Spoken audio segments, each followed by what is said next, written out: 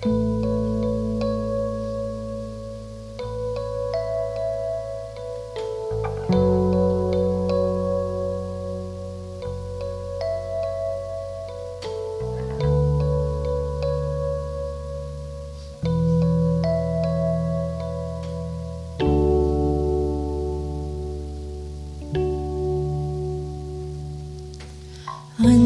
your grace, your mercy amazes me. Under your wings, your shadow covers me. Your promise of love, and my heart is safely undone.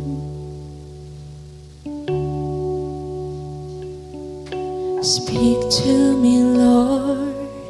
Your servant is listening over the noise. I hear you whispering, my hope has come, and my heart is safely undone.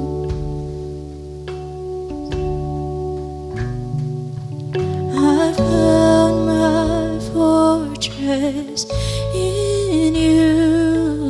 My soul is anchored with you. My resting place is in your name, forever safe. Speak to me, Lord. Your servant is listening over the noise. I hear you whispering, my hope has come, and my heart is safely undone.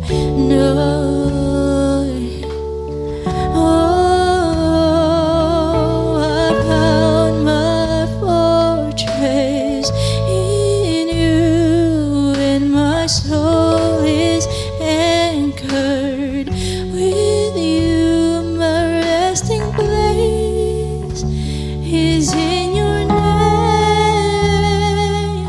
I found my fortress in you, and my soul is anchored with you. My resting place is in your name, forever safe. Forever safe, forever safe, forever safe.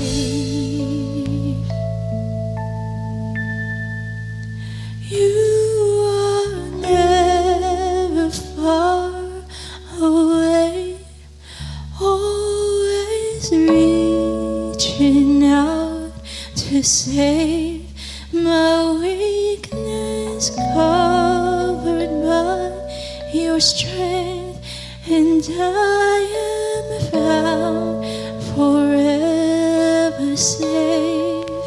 Kailan may nilalayo, ikaw ang kaligtasan ko. Binabalot na iyong lakas sa piling mo, ako'y ligtas. Kailan may nilalayo, ikaw ang kaligtasan ko. Binabalot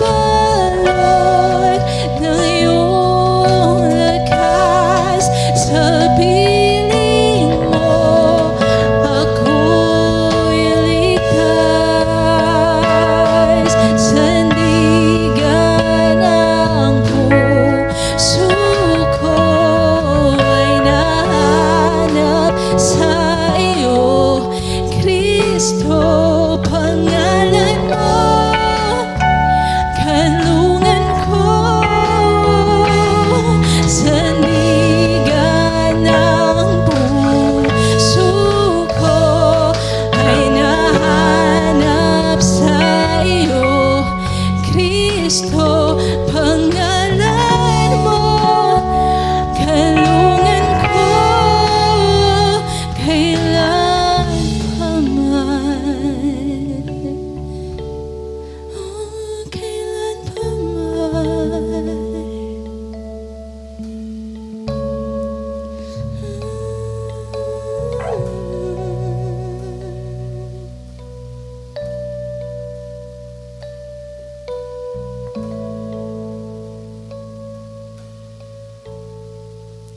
Kailan may nilalayo, ikaw ang kaligtasan ko, binabalot ng iyong lakas, sa piling mo ako'y ligtas. Kailan ba'y nilalayo, ikaw ang kaligtasan ko, binabalot ng iyong lakas, sa piling mo ako'y ligtas.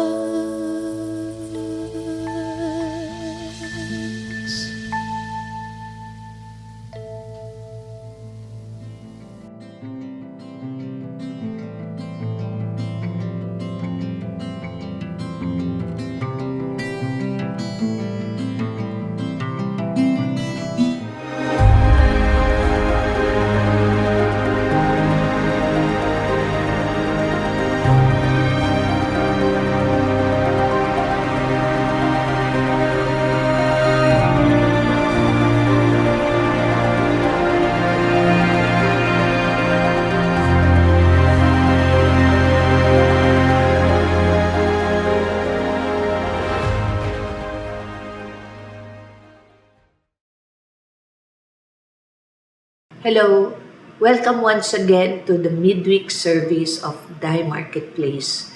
We're truly glad that you can join us or that you can find time to listen to this message. And we truly hope that throughout this series that we have been making around the different proclamations that a believer should be able to say, we hope that, we have learned, we have been encouraged to actually speak about our faith, not just for ourselves, but more importantly to the people around us, so that they too will come to know about our Lord Jesus Christ, because it is in Him, through Him, that one can truly find hope and life and strength to overcome all the challenges that we face in this world. For this particular episode, this is being streamed on May 1. Today is May 1, and it is supposed to be Labor Day. I say supposed to be because not everyone is actually on vacation or enjoying the holiday, but still, whatever you are doing as you listen to this message, we hope that you will truly find rest and hope in the message that we are about to hear.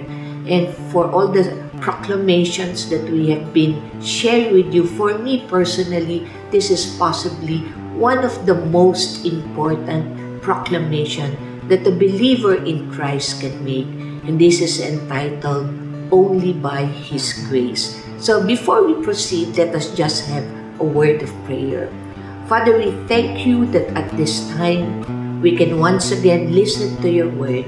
We pray, O God, that you will open our hearts, open our spirit wide for us to receive your word that we know, O God, will give us hope, will strengthen our faith, will strengthen our inner being, O God, so that truly we can live a victorious life.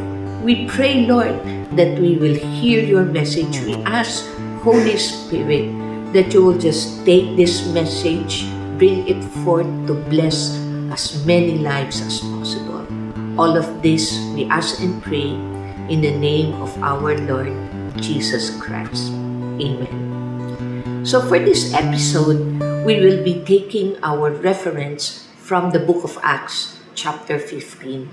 And again, the context of this particular study was actually a time when Paul and Barnabas were ministering to the church in Antioch. So as we learned in the previous messages, Paul and Barnabas were actually commissioned to go out and spread the gospel, spread the good news about our Lord Jesus Christ. And many came to believe, especially among the Gentiles. So when we say Gentiles, this referred to all the people groups that were not Jews. And in their context, in their time, it was only the Jews who were the chosen people of God in the sense that they know the one true God.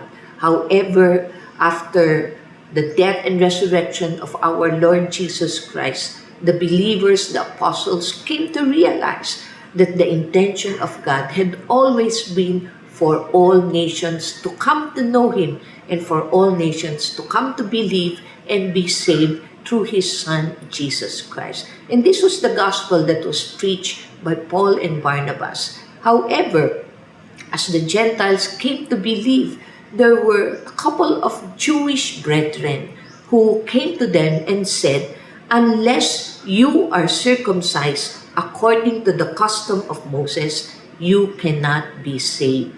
So naturally, there was a debate that came out because of this declaration by a certain segment of the church at the time. And because they wanted this to be resolved, the church in Antioch sent Paul and Barnabas to Jerusalem, where the council, the leaders of the early Christian church were staying. And so Paul and Barnabas and a few others went and they presented the issue before the apostles and the elders about this particular question. So we know that from tradition, part of the Jewish tradition is that they needed to be circumcised. This was one of the requirements that started way back to the time of Abraham. And now that there were Gentiles also coming into the faith, they were still of the mindset that those requirements, those traditions still need to be observed even by these believers among the Gentiles. And so the apostles and the elders gathered to discuss the question. And along the way, Peter spoke up. Okay? Peter spoke up and declared what he himself has experienced during the time that God sent him to the household of Cornelius, who was also a Gentile.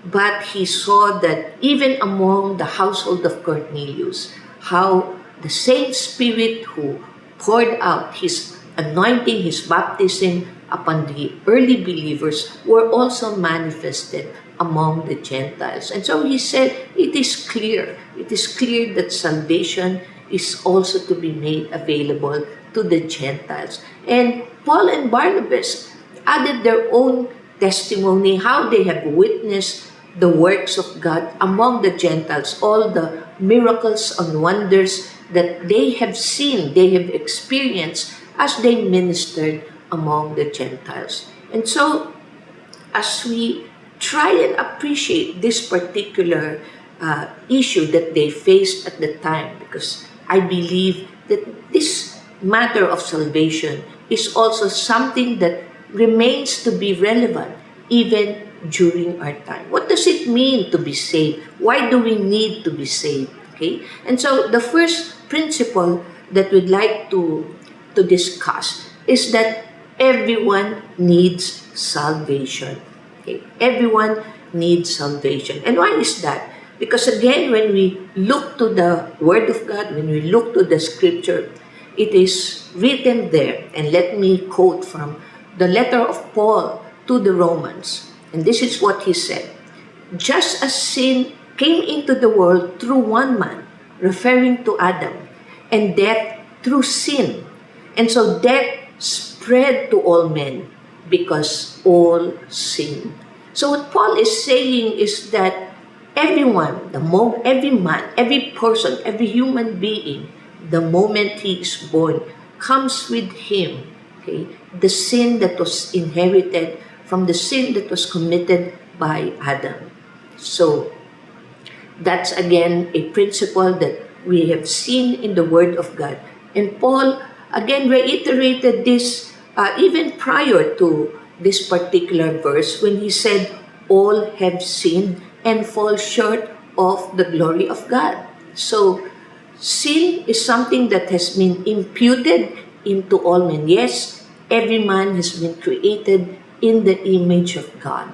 But at the same time, that image, because of what Adam did in the Garden of Eden, all that image has somehow been marred, has been corrupted, if you will, by sin because of what Adam did. So all of us, yes, we have the potential, we carry with us the image of God, but at the same time, each man, every human being, also carries with him the sin that has been imputed unto us, coming from Adam and all throughout from generation to generation.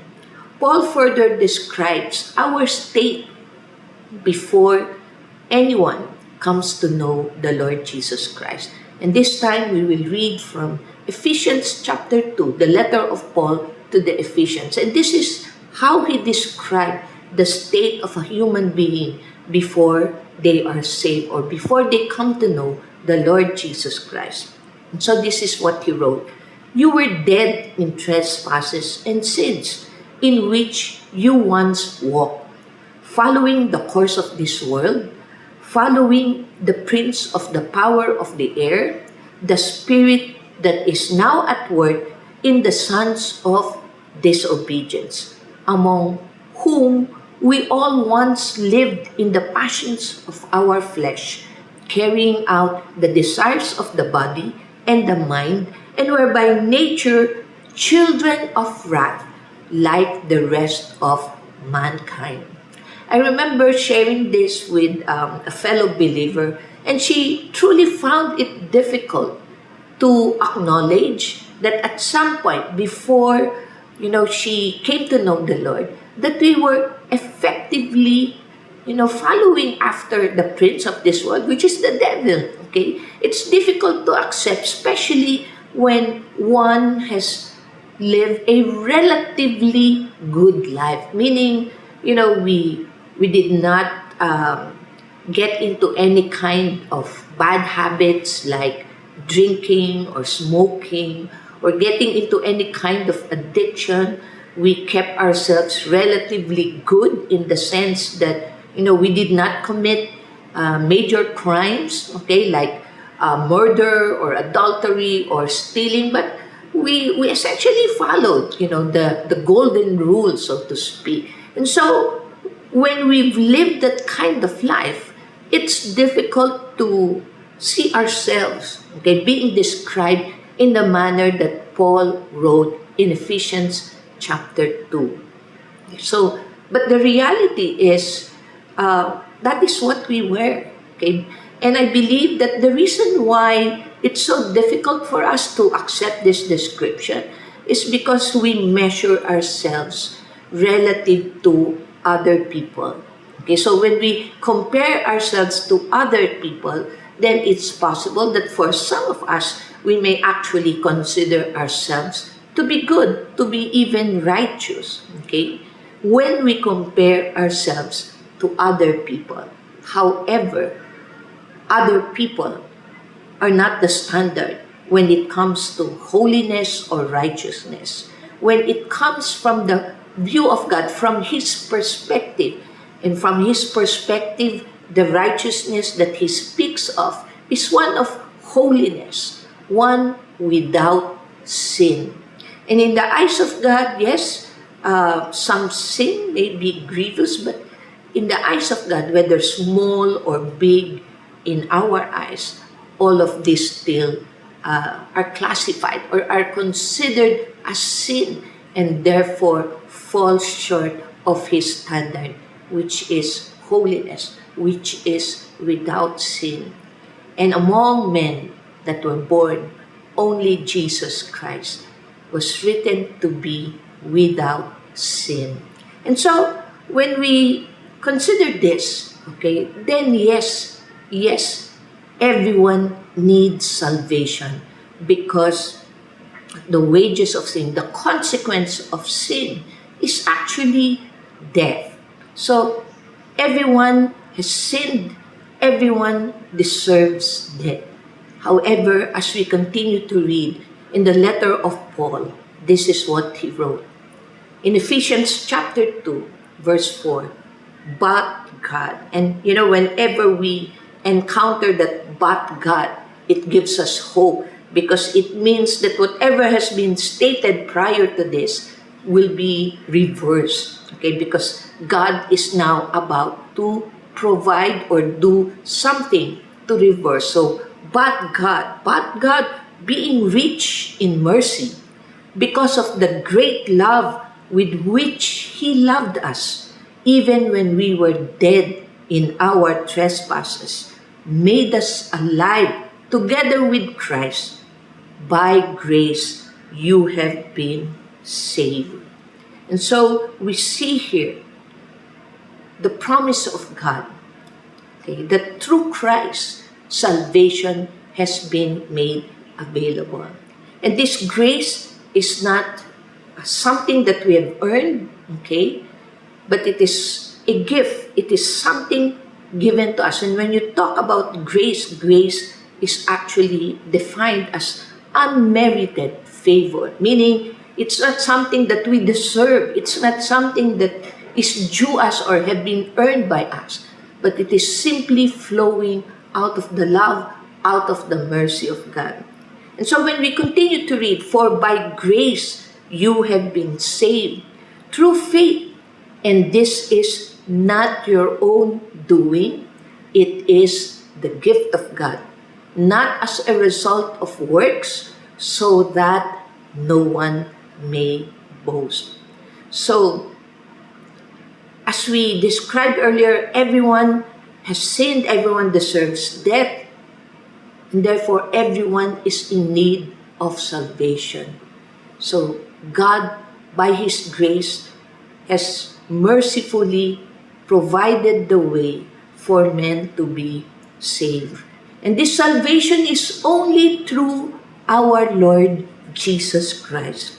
It is He who gave His life for the salvation of men. So when we look at all supposed to be prophets or, all other religious leaders from different faith, we find that there's only one person who gave his life for the salvation of man. And therefore, when He died on the cross, we just celebrated Holy Week. Okay, and at times, yes, we celebrate Holy Week, but is it really clear for us why Christ died on the cross? Why we take this time of Holy Week in order for us to remember, in order for us to keep on reflecting what it is that He has done for us.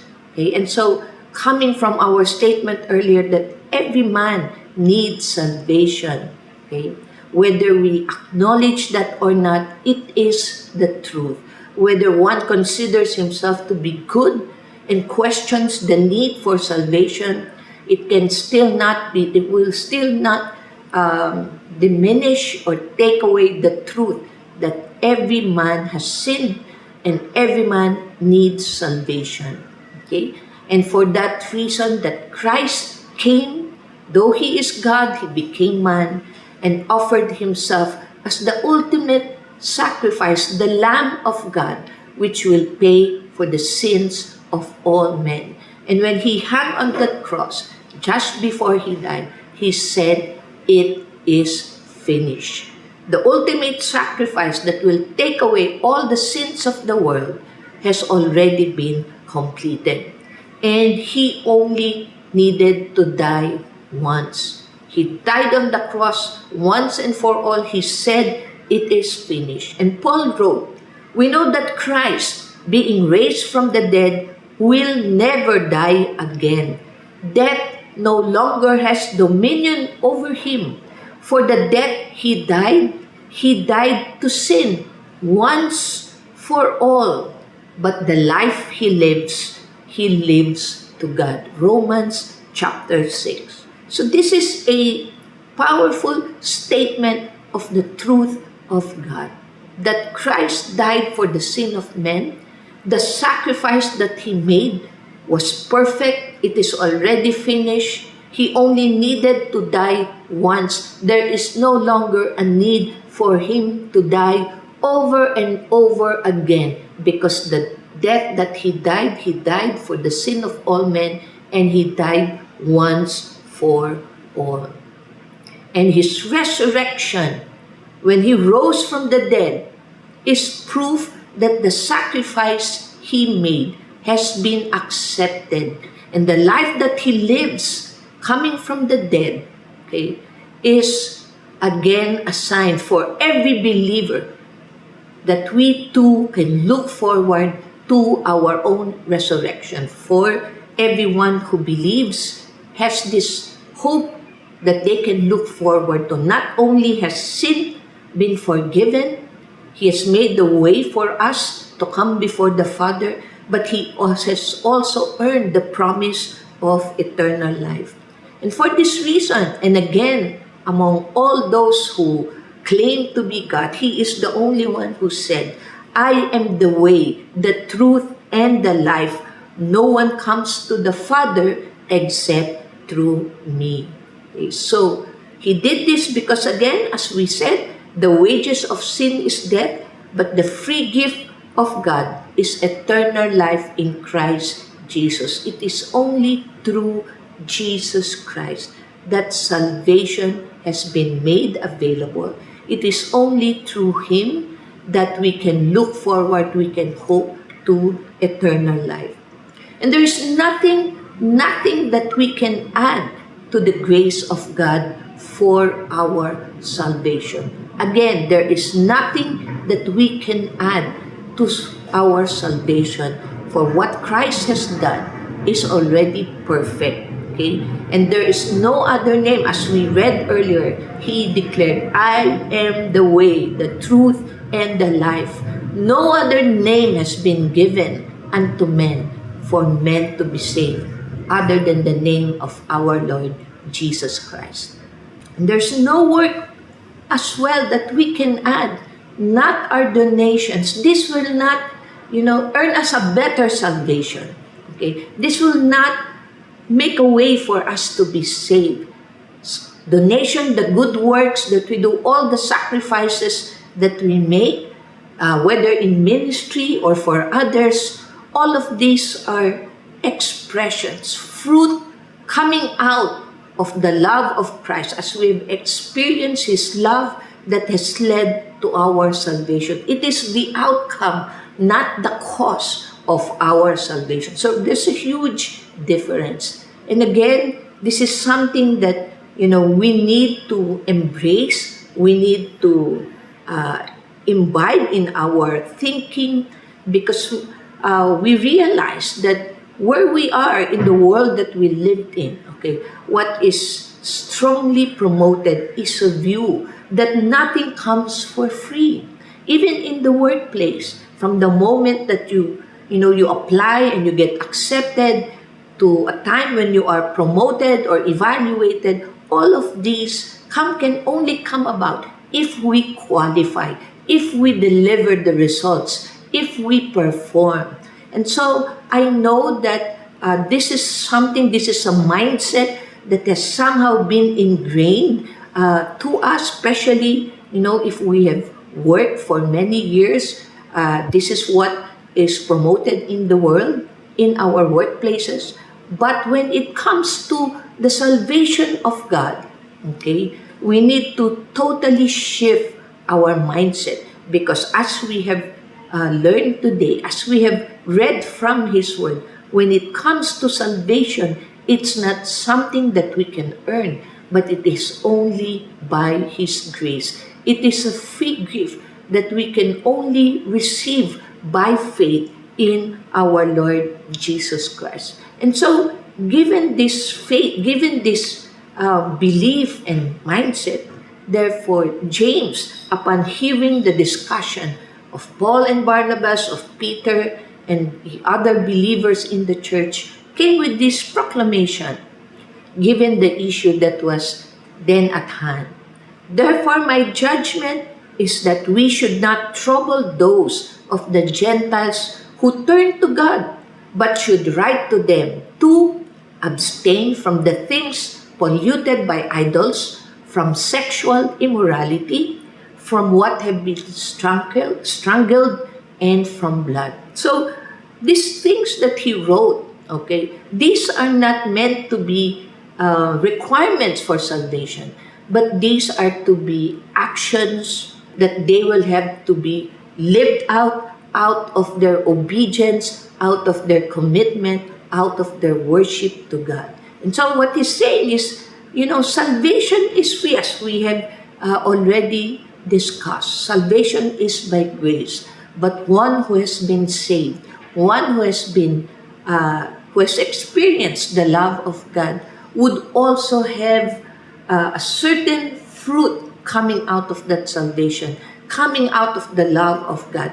And that fruit would come in the form of a life that is holy, that is worthy of the calling of God, as described in this kind of indicators. Okay, and so when we talk about the grace of God, okay, as we have read, as we have seen from these verses, the first thing that we note is that it is available for all. Again, as Peter described or shared his experience then, he was called by God to minister, to go and visit this household that normally as a Jew, they would not have any kind of interactions with. But God told him, what he has declared clean, let no man declare as unclean. And so he was effectively saying to Peter then, go, I'm telling you, go and minister to Cornelius and his household.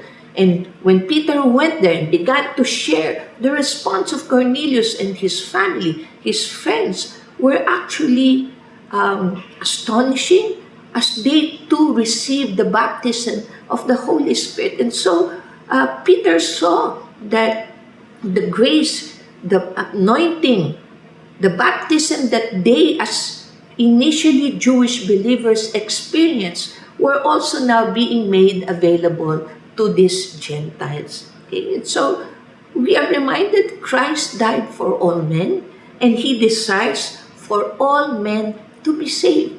But yes, we understand that not all has responded well, has responded positively to this gift that Christ has offered to everyone. But even if that is the case, it is not for us to judge whether one will accept or not. Our only responsibility is to proclaim, to make known that this grace, this gift is available for everyone who is willing to receive and have faith in Jesus Christ. I know that each one of us has his or her own experience with regard to certain people that may have made us closed or biased or unaccepting towards them because of what we have experienced with them. But my prayer is that as we have heard this, as we have been reminded of the truth of God's love, that we will be able to overcome whatever biases or prejudices that we have towards other people, those that have hurt us, those that we have been frustrated with or disappointed with, and still believe, even if only in prayer, believe that they too can be saved, that God will minister to them and send forth His workers so that they too will have the opportunity to hear the gospel and be saved. And so perhaps the question is, are there people that we have closed off our belief or our mindset that they can also be saved? The second thing is that the grace of God is not dependent on who we are or what we have or not done. I have heard certain people say that they don't want to go to church at this time. They don't want to put their faith in Christ because they believe that they're not yet worthy. And so they want to, make themselves right first before coming to God. But that is actually a deception, okay? Because we can come as we are, because the grace of God is not dependent on, our ability to transform ourselves, to make good ourselves, but it is precisely that, He came so that everyone willing, humble enough to believe in Him will be received, will be blessed, and will come to know Him. And so, wherever you are coming from, okay, don't think that you are too far to be ever reached by the Lord. No one can ever be too far from Him. No, there's no sin too great that God cannot forgive.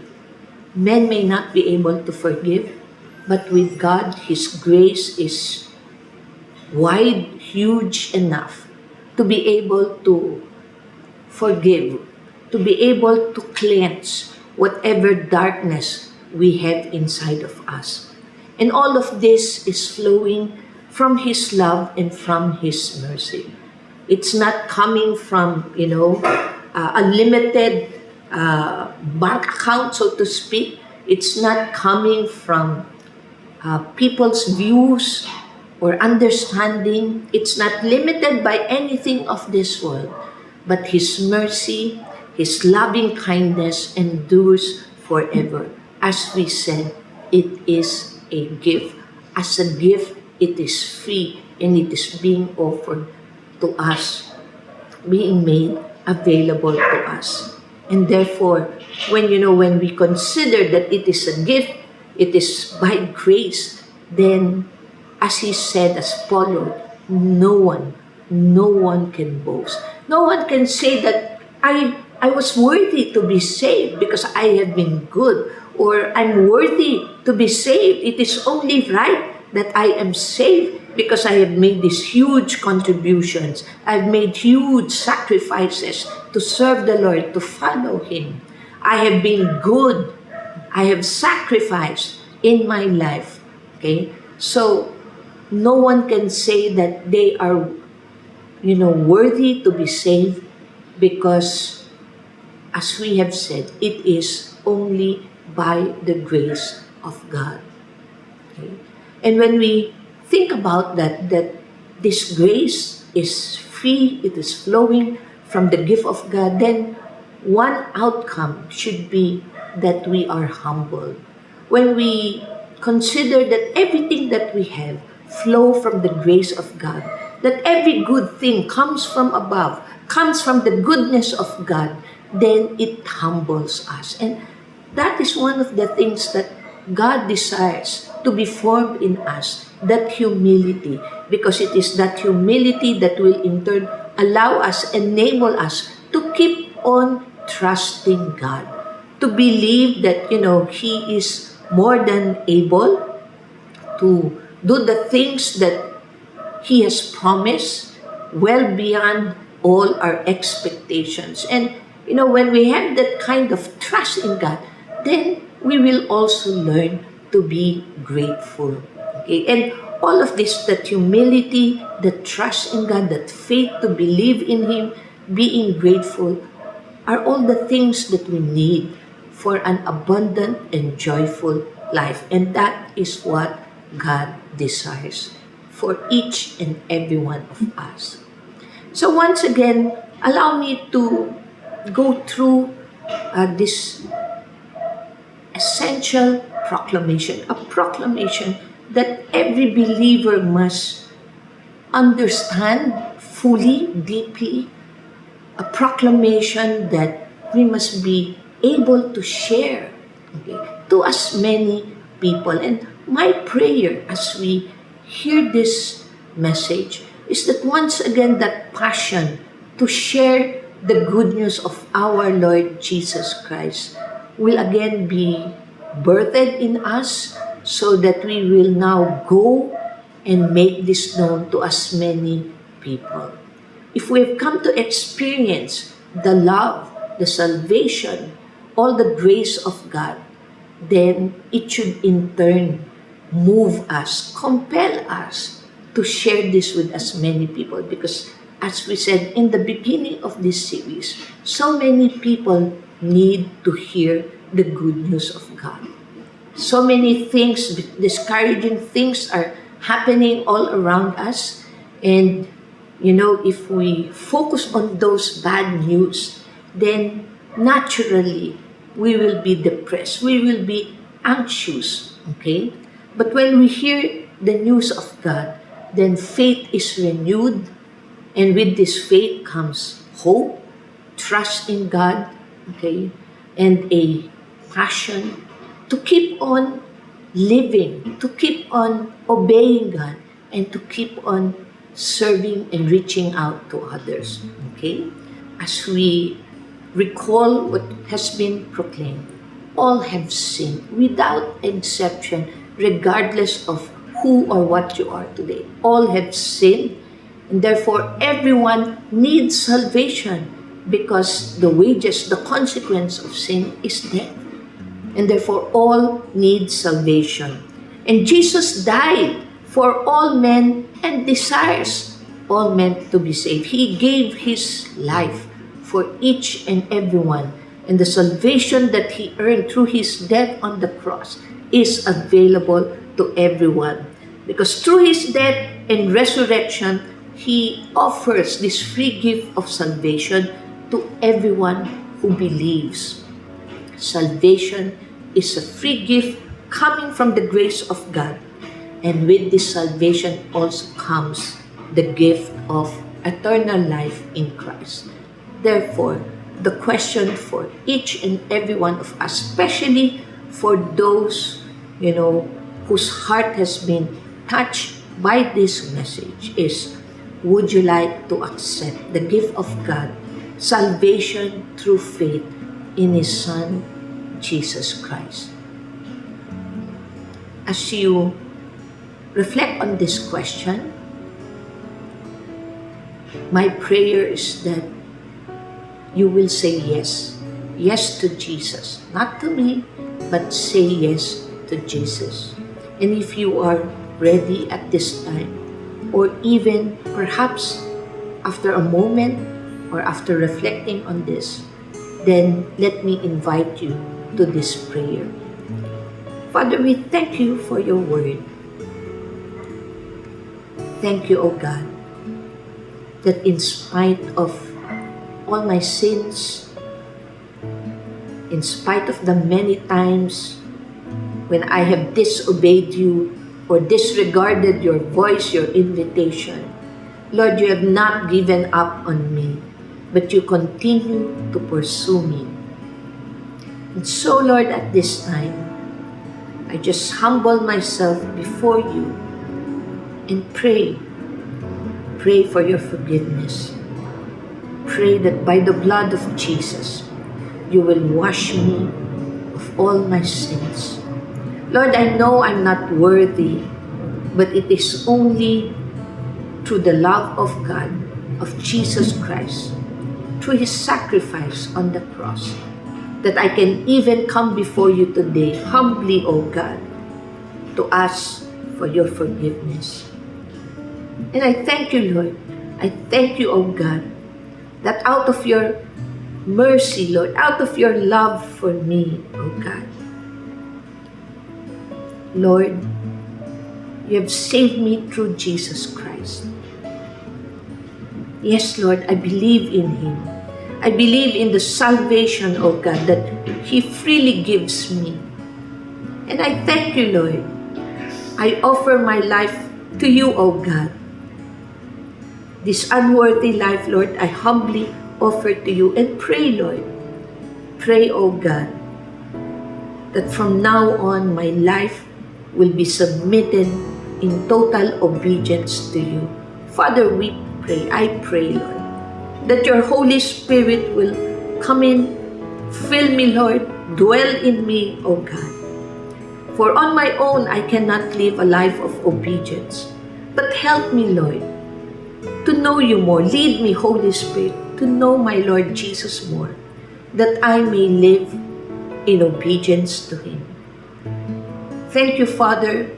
Hide your word deep in my heart, that it will truly bear the fruit of righteousness, the fruit of obedience, O God, the fruit of total worship unto you. And I thank you once again, O God, for this word that I have received today. We bless you, we honor you, we worship you. As we pray all of this in Jesus' name. Amen and amen. If you have accepted this life in Christ, my prayer is that you will continue to seek Him. Find the Bible. If you don't have one, read and ask the Spirit of God to teach you that you may know Him deeper. And find a church, message us if you want to, and let us know if you are in need of a community that will nurture your faith and continue to walk with you in your faith journey. God bless you.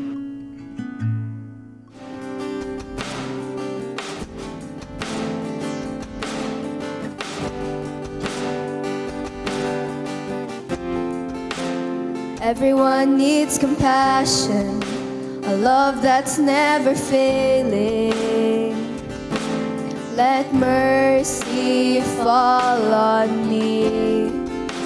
Everyone needs forgiveness, the kindness of a Savior, the hope of nations.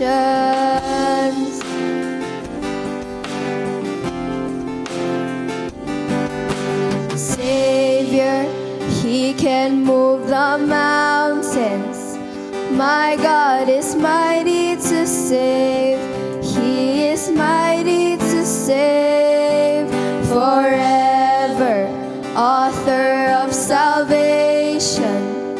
He rose and conquered the grave. Jesus conquered the grave.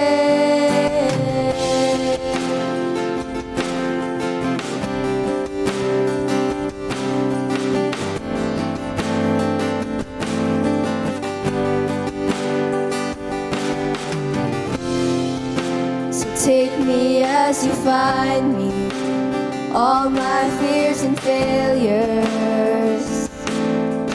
Fill my life again. I give my life to follow everything I believe in. Now I surrender. I surrender. Savior, He can move the mountains. My God is mighty to save. He is mighty to save. Forever, author of salvation. He rose and conquered the grave. Jesus conquered the grave. Shine your light and let the whole world see. Sing it for the glory of the risen King. Jesus, shine your light and let the whole world see. We're singing for the glory of the risen King.